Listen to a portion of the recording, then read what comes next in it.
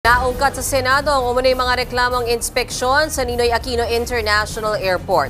Dahil dyan, bumili na raw ang NAIA ng 500 body camera na inaasahang darating sa Hunyo. Nasa frontline ng balitang yan si Brian Basa.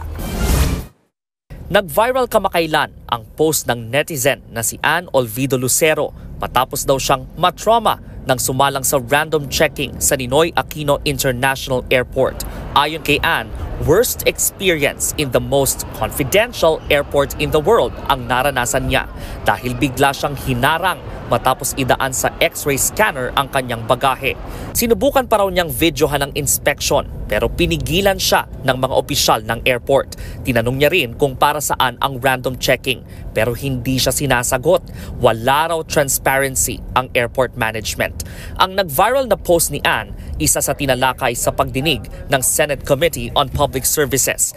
Kinwestiyon ni Committee Chairperson Raffy Tulfo kung bakit kailangang pigilan ang pagvideo ng pasahero sa random inspection. Giit niya, mas mainam kung kakabitan ng CCTV ang lahat ng dinaraanan ng mga bagahe sa NAIA. Dapat may CCTV na pagbaba ng eroplano, pagkuha ng habang kinukuha yung mga bagahe sa eroplano hanggang sa tow truck.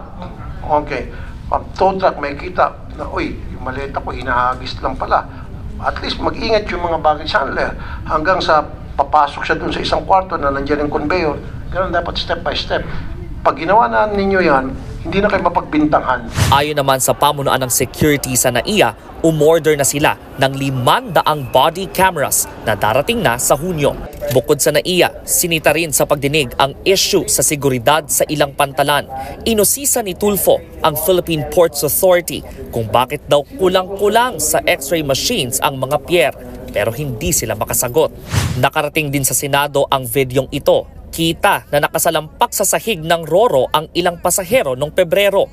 Gusto ni Tulfo na matunton at matanggal ang opisyal ng Coast Guard na hinayaang magkasiksikan sa barko. Binigyan ng kapitan ng envelope at yun na, pumunta na sa karinderya at kinapaggabihan pumunta sa beer house. Habang papalapit ang Semana Santa, pinai-inspeksyon na rin ni Tulfo ang mga babiyahing bus. Pinatitiyak din ng Senado na malinis ang mga palikuran sa terminal. Nagbabalita mula sa Frontline, Brian Basa, News 5.